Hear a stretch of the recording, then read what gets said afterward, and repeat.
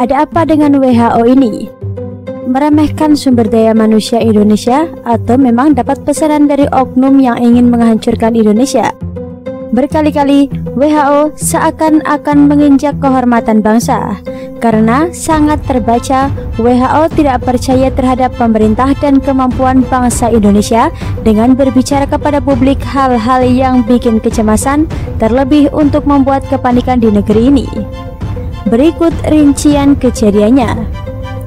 Pertama, kejadian awal-awal pandemi wabah COVID-19, di mana terkait WHO sangat tidak percaya kenapa belum muncul kasus di Indonesia. Walaupun pemerintah dan lembaga-lembaga kesehatan di Indonesia sudah menerangkan bahwa beberapa kali telah melakukan tes dan hasilnya negatif. Tapi yang dibicarakan oleh WHO berikut kalimat-kalimat yang dikutip dari Kompas. Kami, yaitu WHO, prihatin Indonesia belum melaporkan satupun kasus yang terkonfirmasi, ujar Dr. Nafarat Nasami. Tetapi kami telah diyakinkan oleh otoritas terkait bahwa pengujian laboratorium telah bekerja dengan baik, tambahnya. Pernyataan tersebut seakan-akan WHO tidak percaya dengan bangsa Indonesia, terutama pemerintah Indonesia, sehingga mereka harus mengatakan prihatin. Dan di sini kita meyakini bahwa benar ada konspirasi global untuk menyeruduk pemerintah. Ada fakta menarik saat Presiden Jokowi menyampaikan data tentang kasus pasien positif 1 dan positif 2, yaitu tentang asal mula bertemu warga negara Jepang di rumah yang ternyata di sebuah pesta dansa, dan Arab Saudi yang membatalkan visa umroh dari Indonesia, sedangkan Indonesia belum ada pasien COVID-19. Saat itu belum terjadi kasus 1 dan 2. Kedua, WHO mendesak darurat corona dan dikirim ke media-media pada tanggal 14 Maret 2020, di mana surat tersebut dikirim oleh WHO ke Presiden Jokowi tanggal 10 Maret 2020. Seakan-akan ada tanda genderang. Beberapa hari kemudian, JK berbicara lockdown yang sebelumnya telah bertemu dengan Kiai Haji Ma'ruf Amin di kantor Wapres. Sehingga akhirnya mulai banyak yang berpendapat lockdown di dunia maya. Pembicaraan riuh lockdown sangat kencang saat itu, terutama yang orang-orang non-pro pemerintah, walaupun ada juga yang pro pemerintah. Banyak yang berbicara lockdown tanpa membicarakan efek bawaan lockdown, yaitu krisis ekonomi dan sosial yang bisa berbuntut menjadi keadaan chaos. Hal ini terjadi karena saat lockdown, supply chain barang dan jasa terganggu atau terputus sama sekali. Dan akhirnya terungkap fakta bahwa India menerapkan lockdown berakhir dengan kerusuhan. Malaysia dan Italia pun sama, sehingga Amerika sendiri pun takut melockdown negerinya. Tetapi pertanyaan besarnya yaitu kenapa JK tidak menyampaikan ke Presiden Jokowi langsung ide lockdown tersebut? Bukankah mereka telah berpasangan sejak periode kemarin? Kenapa ragu berbicara kepada Presiden Jokowi tentang lockdown? Apakah karena JK tahu andaikan lockdown terjadi, maka terjadi chaos yang mungkin malah membawa korban lebih banyak akibat kerusuhan massal? Maka andaikan terjadi chaos membuat situasi Jokowi di ujung tanduk. Tapi JK bergeming terhadap ide lockdown sehingga perang opini di media pun terjadi. Akhirnya Jokowi mulai geram dan dalam tubuh kurusnya yang terdapat nyali yang besar, sikap melawan mulai muncul dalam sebuah ide jenius. Permintaan darurat corona oleh WHO dikabulkan olehnya, sehingga pemerintah menetapkan situasi darurat corona. Tapi perbedaannya tidak diikuti dengan lockdown. Kebijakan social distancing adalah jawabannya. Ini sebuah jawaban jenius. Ibaratnya WHO mengatakan, gawat tuh, rumah kamu kebakaran dan harus dipadamkan. Dan teriakan ini diikuti oleh orang-orang itu dengan mengatakan, ayo kita kurung lalu robohin aja itu rumah supaya padam apinya daripada menyambar kemana-mana. Maka direspon oleh Jokowi, oh iya benar, rumah ini darurat kebakaran dan harus dipadamkan. Mari kita gotong royong ambil air untuk kita padamkan rumahnya yuks. Mungkin inilah skenario jawaban yang bikin gondok sang pembuat skenario. Ketiga, keadaan Indonesia di tengah wabah tampaknya masih stabil secara ekonomi dan sosial. Terlebih lagi, Presiden Jokowi mulai melawan WHO dengan terang-terangan, membeli Avigan dan kloroquine. Hal ini bertentangan dengan WHO yang dalam kutipan suara.com.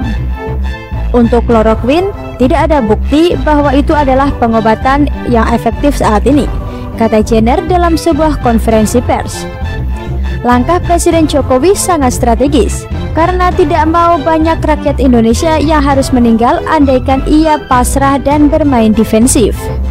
Harus ada ofensifnya, yaitu dengan mengobati penyakit ini untuk menghentikan angka korban meninggal. Tapi, seperti dalam sepak bola, permainan ofensif jika tidak cermat akan kebobolan dari serangan balik. Maka Presiden Jokowi harus cermat dalam hal ini. Beliau mengambil testimoni Cina yang telah keluar dari pandemi dan juga berpedoman kepada kemajuan teknologi pengobatan Jepang sebagai landasan kebijakannya. Akhirnya memilih kedua obat tersebut. Presiden Jokowi kemudian mulai ditekan dari kanan, kiri, atas, bawah.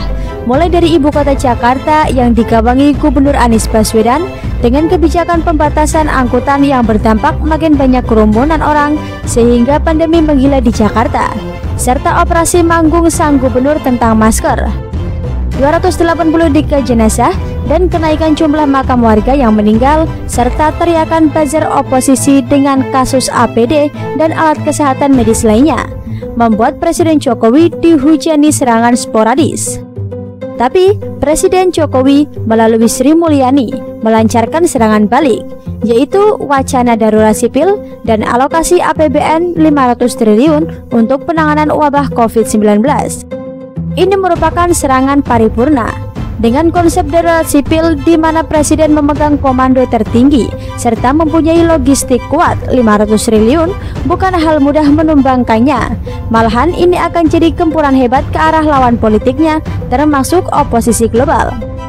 Oposisi pun terperangah sehingga Sohibul Iman bikin surat terbuka yang isinya aneh bin ajaib karena saling kontra antara saran-sarannya. Surat ini dikutip dari Kompas berjudul Menjawab Surat Terbuka Presiden PKS.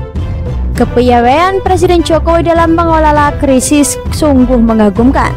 Hal ini semakin terbukti dengan laris-manisnya Global Bond Indonesia di pasaran dunia.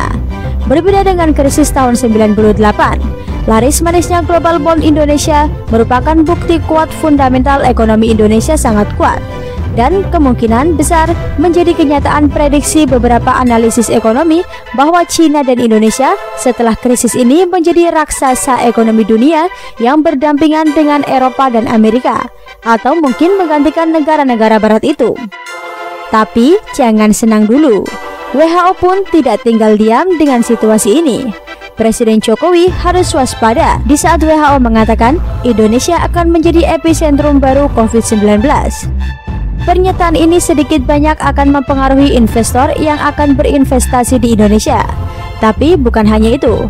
Andaikan benar kejadian entah dari mana ataupun melalui rekayasa sosial seperti kebijakan Gubernur Jakarta, pembatasan angkutan umum yang membuat orang kerumunan atau apapun, maka Presiden Jokowi harus siap bertarung kembali.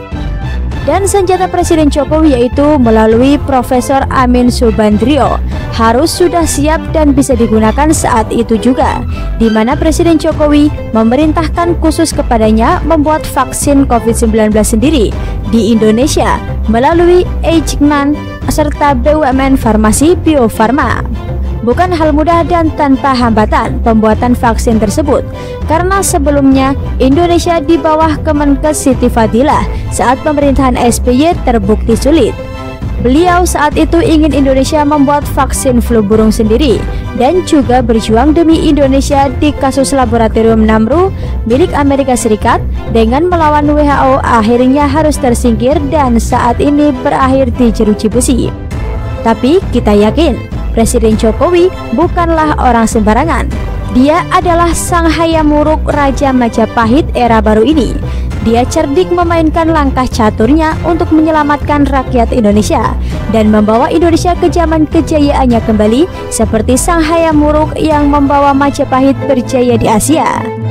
Dan tak lupa juga, mari kita kirimkan doa untuk para korban meninggal dunia akibat COVID-19 dan untuk para pejuang yang melawan COVID-19. Semoga Anda semua diberikan keselamatan dan kesehatan oleh Allah Subhanahu wa Ta'ala. Serta mari kita berdoa sesuai agama dan keyakinan masing-masing agar bangsa Indonesia segera keluar dari krisis wabah COVID-19 ini. Sembuhlah Indonesiaku, sembuhlah bumiku.